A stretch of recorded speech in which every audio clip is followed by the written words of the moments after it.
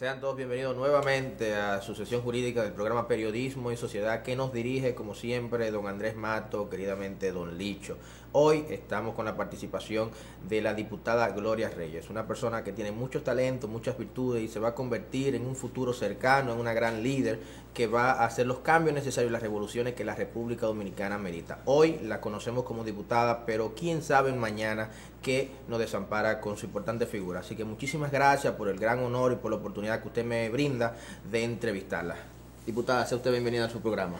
Muchísimas gracias, Omar. Para mí un verdadero placer poder estar aquí y compartir con el país en momentos tan importantes, sobre todo en el proceso político nacional. Y bueno, con muchas expectativas para este día, justo cuando en la Cámara de Diputados conoceremos esta ley de partido, que es uno de los puntos de agenda de tantos debates que hemos tenido desde la semana pasada y que sin lugar a dudas es de gran trascendencia para el desarrollo del sistema electoral y la democracia dominicana. Diputada, usted es una mujer joven, talentosa, brillante, muy inteligente. ¿Qué obstáculo usted ha tenido que sobrepasar o considera que en sentido general la juventud y el factor mujer tiene que desarrollar otros intereses necesarios para poder superar esos principales impedimentos? Bueno, la verdad que sí, que la juventud sigue siendo por la naturaleza de ser joven, un obstáculo al momento de decidir cualquier tipo de aspiraciones o de emprendimientos. Primero porque no se tiene la experiencia, no se tiene quizás ese background, ese tiempo de trayectoria en una actividad X. En la política, por ejemplo, el trabajo y la trayectoria política tiene mucho peso a la hora de que el electorado pueda evaluar a un candidato, qué ha hecho, de dónde viene, cuáles son sus méritos, que ha aportado. Esas son de las primeras cosas que un elector se pregunta a la hora de decidir por una candidatura. Y en el caso de los jóvenes, cuando decidimos emprender, pues este es un punto que también se podría ser negativo, y algunos también le podemos dar un enfoque positivo, que es como nosotros lo quisimos reorientar, porque a pesar de no tener la experiencia, a pesar de no tener esa trayectoria y ese resultado, pues podíamos ofrecer esperanza, y eso creo que hace muchísima falta en este país. La sociedad espera o desea un futuro mejor, y el brindar esa esperanza es lo que para mí hacen los jóvenes, tanto en la política o como en cualquier otra actividad económica o social en nuestro país. Otro de los obstáculos, yo te podría decir, que tiene que ver mucho en el actual sistema de partidos políticos con el financiamiento, lo costoso que puede ser llevar una candidatura o hacer política o participar en política, porque el tiempo que hay que dedicarle a la política a una persona que estudia, que trabaja, o que es en el caso de una pareja joven que tiene responsabilidades domésticas en sus casas, no es tan fácil poder administrar este tiempo. Y además también el costo económico para solventarte y poder participar en todas las actividades, en todas las reuniones, es algo que muchas veces no se ve ni se transparenta, porque bueno, cuando tú piensas en inversión económica en política, solo lo enfocamos en lo que cuesta llevar una campaña, por ejemplo, el costo de publicidad, el costo de los trabajos en comunidades, el costo de desplazamiento, de transporte, el costo de la propaganda. Pero ok, eso es un enfoque de la política. En la política, cuando se habla de candidaturas. Ahora bien, cuando se habla de desarrollar una estructura política, de tener vigencia, de mantenerte creando en diferentes espacios opinión, o siendo parte de lo que es una organización política, es un costo también importante. Y para una gente joven, que normalmente no seremos los que tenemos el mayor poder adquisitivo, porque muchos somos recién graduados de nuestras universidades, o jóvenes que emprenden sus propios negocios, no tienen los recursos económicos que puede tener una persona de 50, 60 años, que ya tiene toda una vida, que ha podido acumular ciertos recursos económicos y que le permite tomarse el tiempo para no tener quizás que estar en el trabajo todas las veces, sino que pueda hacer esos cortes de tiempo. Creo que otra de las dificultades que puede tener una gente joven, sea en política, en la televisión, en la profesión, tendrá mucho que ver también con esas... Yo te diría, en políticas nosotros le decimos nuestras estructuras, las bases de trabajo, y que para una gente joven el tener gente que crea en ti, o el tener esas lealtades que los liderazgos tradicionales han podido cultivar y cosechar por muchos años, o esos equipos de trabajos, para los jóvenes no es tan fácil, porque tenemos que construirlo de cero, no tenemos ese apoyo de tiempo, de trabajo que nos permita contar con esas estructuras que en política son esenciales para llevar cualquier candidatura. Yo te lo resumiría en eso: el tema de la experiencia y el reconocimiento público, que es importante. Por otro lado, el financiamiento y el costo económico que puede tener cualquier proceso. Y por último, eso que tiene que ver con las estructuras o los equipos de trabajo, que son una inversión importante de tiempo, de esfuerzo, de dinero, y que necesariamente no se crean de un día hacia otro. Así que para cualquier joven, y en el caso mío, fueron de las principales dificultades o barreras que encontré en este camino, pero que afortunadamente supimos transformarlas en oportunidades. Y eso es lo importante de esto: entender que cualquier adversidad, cualquier situación de dificultad, si lo hacemos, si lo abordamos con inteligencia, si sabemos que ante esa crisis o esa problemática se puede abrir una brecha de oportunidad, pues entonces seremos exitosos. Y creo que ese más que nada debe ser el mensaje para todos los jóvenes dominicanos, que ante las adversidades, ante esas dificultades grandes que vamos a encontrar en la política, en nuestra profesión o en cualquier área de la vida, se abren importantes ventanas de oportunidad que, si no se abren, la tenemos que nosotros crear. Y de eso se trata toda esta dinámica. Diputada, nosotros somos un gran admirador de su carrera profesional y al mismo tiempo política, porque reconocemos el valor que usted le agrega al escenario. En ese sentido, hemos estudiado que su diputación se ha trabajado en dos focos medulares, entre otros, pero principalmente en hacer el municipio Pedro Brán como un ecoturismo y al mismo tiempo proteger la infancia frente al matrimonio a destiempo. ¿Podría usted explicarnos, por favor, por qué estos son pilares, además de otros que son también importantes, en su proyecto? Bueno, mira, nosotros como legisladores, evidentemente, Omar, tenemos un trabajo dual. Por un lado está lo que es la representación política de la demarcación en las comunidades que nos tocan en el Congreso ser sus representantes. En mi caso, soy legisladora por los distritos y los municipios en Los Alcarrizos y Pedro Brán, con lo cual el trabajo que tengo que hacer en ese espacio no solamente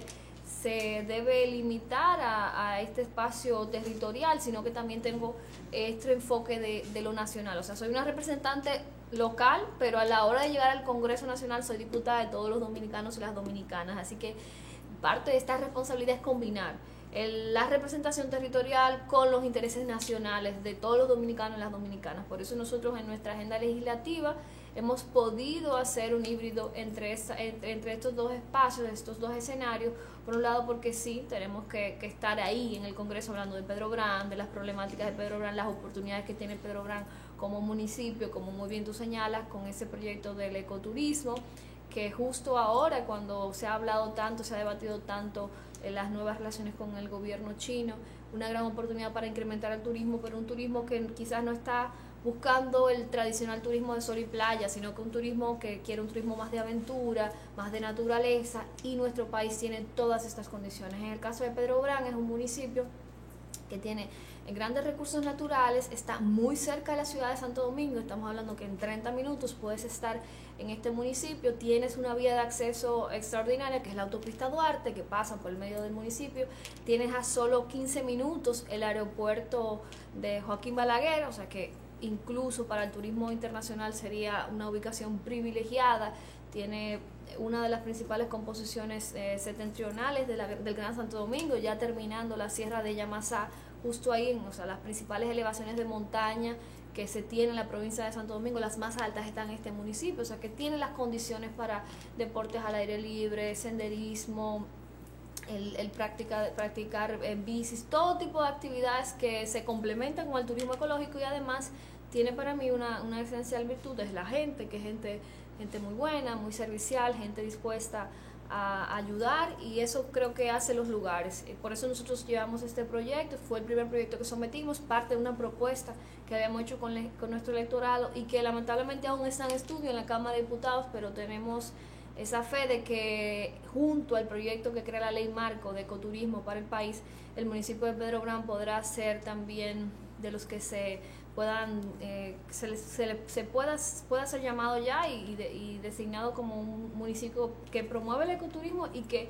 pueda aprovechar sus recursos naturales para el disfrute de los visitantes, tanto locales como internacionales. Y bueno, ya con el plano de derechos humanos, que es esa gran sombrilla en la cual también nosotros nos hemos sumado en el Congreso, yo te diría, Omar, que yo me veo como una activista en el Congreso. Esa más que nada es mi visión, mi vocación, porque creo que hay muchas cosas que quizás no avanzan o no se pueden encaminar porque los trámites burocráticos internos de instituciones como el Congreso, como los mismos ministerios, hacen que algunas cosas se duerman. Y creo que en esa función que yo misma me he adjudicado, ha estado ese deseo de que todo lo que tiene que ver con derechos humanos, los derechos de las mujeres, de la juventud, de nuestra niñez, en el caso de las minorías, precisamente las personas LGTB, en temas de discriminación, pues nosotros hemos asumido con mucha responsabilidad estos temas. Con lo que es la prevención de las uniones tempranas o matrimonio infantil, nosotros sabemos que ya nuestro Código Civil al día de hoy aún tiene un articulado que permite que niñas de 15 años y niños de 16 puedan contraer matrimonio con dispensa de sus padres o con la autorización de un juez. Hemos estado sumándonos a un movimiento regional en toda Latinoamérica que busca que se eliminen las excepciones y que no se permita que de manera legal ningún niño o niña o joven o adolescente, como usted quiera llamarle, pueda contraer matrimonio bajo ninguna de estas eximientos que se han explicado y que están contempladas aún actualmente en nuestro Código Civil. El año pasado este código fue aprobado en la Cámara de Diputados, eliminando, gracias al trabajo que se hizo por meses de varias comisiones, en la cual yo tuve la oportunidad de aportar bastante también, se eliminó esa disposición y que no se permita que menores de edad puedan casarse. Lamentablemente el código murió en el Senado, se reintrodujo la legislatura pasada y ya hoy tenemos un informe de este Código Civil que está en agenda para estudiarse. Posiblemente el día de hoy, si de acuerdo a cómo esté el debate de la ley de partidos políticos, podamos conocer este Código Civil que sea aprobado y enviado al Senado de la República. Es importante que señalemos sobre esto, de que mucha gente dice, bueno, el Código Civil, pero se regula, son excepciones solamente, no es a todos los matrimonios, no se va a permitir que solamente en casos específicos. Primero, el Código Civil no establece cuáles son esas excepciones.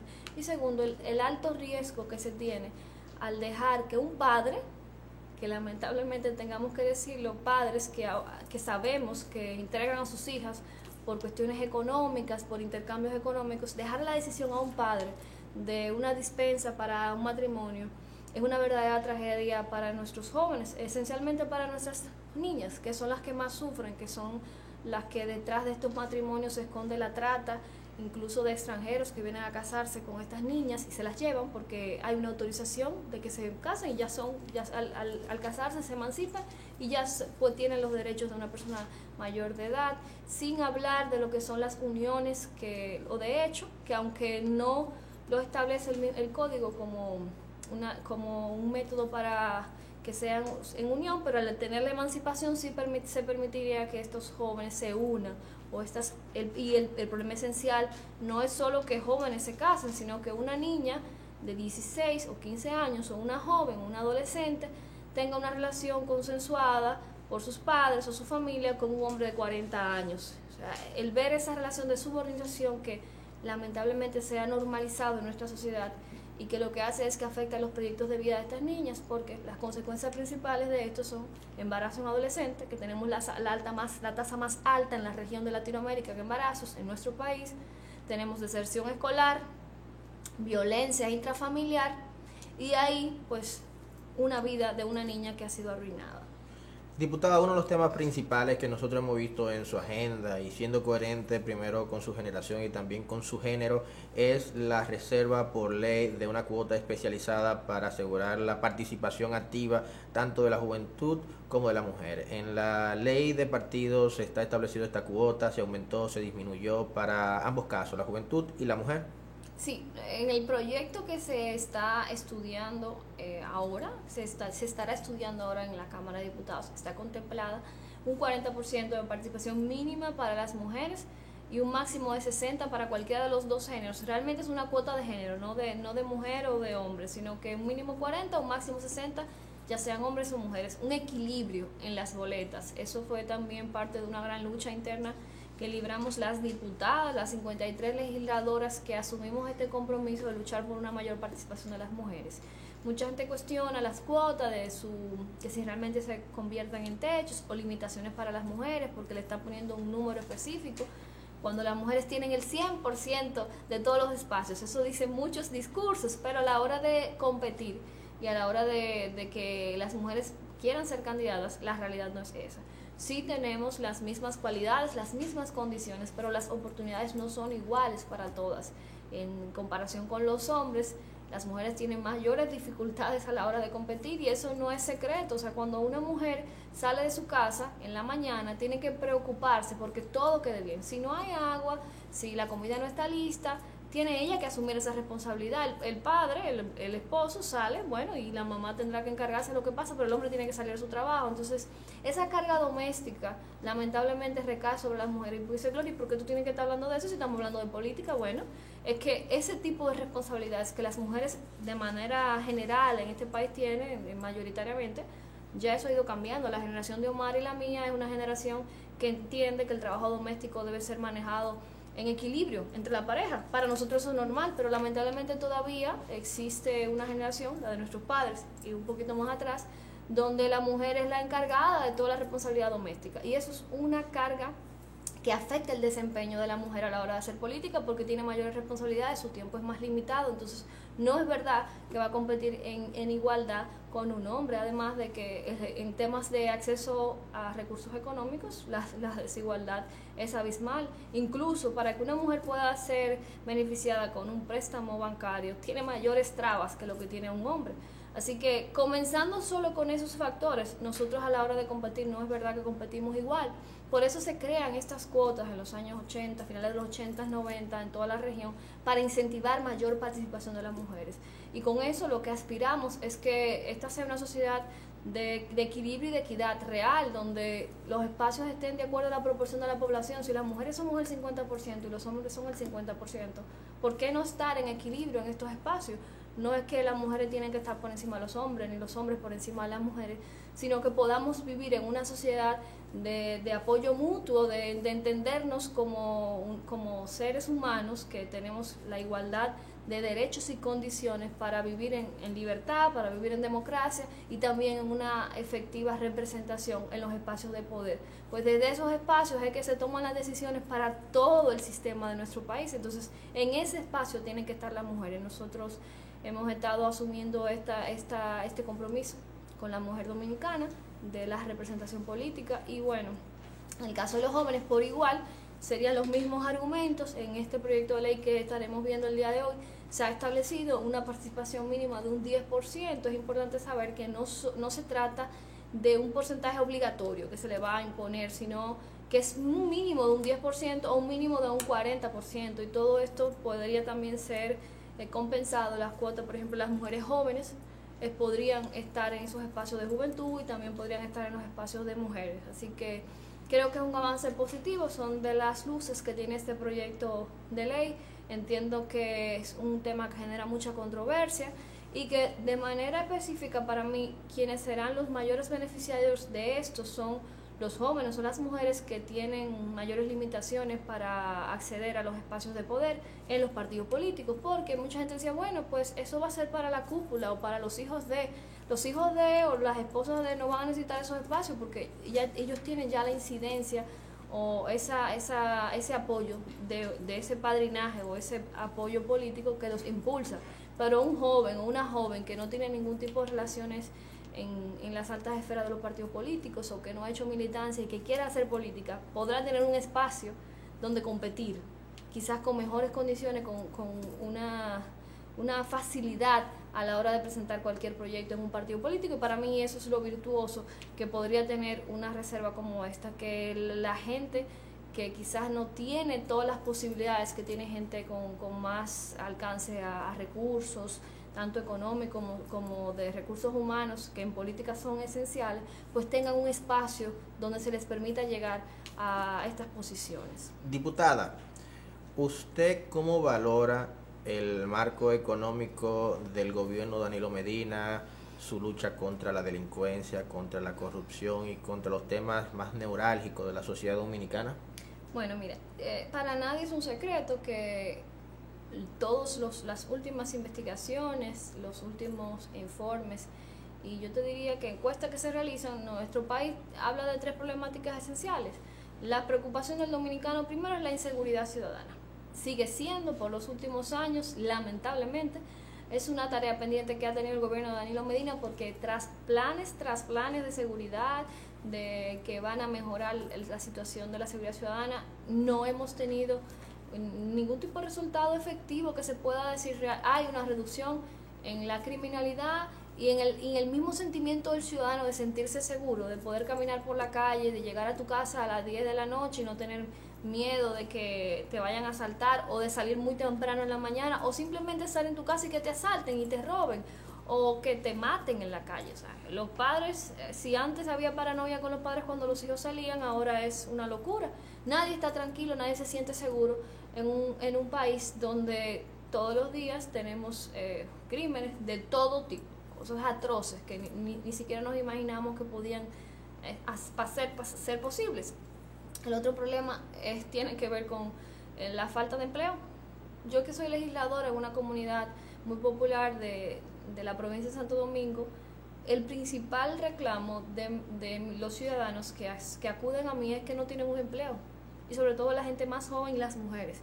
Esos son, yo te diría, los segmentos más vulnerables en lo que tiene que ver con desempleo. Entonces, ¿qué tan real ese es el aumento que tenemos de empleos, de las oportunidades que le da el gobierno con ese gran plan de incremento de empleo? O sea, ¿son nuevas plazas que se crean, o simplemente estamos hablando de que se están abriendo oportunidades para que la gente pueda obtener cómo ganarse la vida? Porque empleo, no veamos el trabajo solo como un empleo. Hay que crear oportunidades de emprender, hay que crear oportunidades de negocio, hay que mejorar la competitividad de nuestro país, y eso es una de las grandes dificultades que se tienen en nuestra sociedad. Una gente joven que quiera iniciar un negocio tiene grandes trabas con los temas tributarios que no se ajustan a la realidad de un pequeño emprendedor, que no podemos competir una gente joven que inicia un proyecto, o una gente de edad adulta que inicia un pequeño proyecto, no puede tributar la misma medida que pueda hacer una empresa que ya tiene 30 años o 20 años en el mercado. Entonces, ese desequilibrio que existe en la tributación afecta mucho la competitividad en todo lo que es el sector emprendedor, que decide generar sus propios ingresos. Y yo te diría que otro de los problemas esenciales que marca a la familia dominicana tiene que ver con el alto costo de la vida. Bueno, sí, conseguimos empleo, pero ¿cuál es la calidad del empleo que se tiene?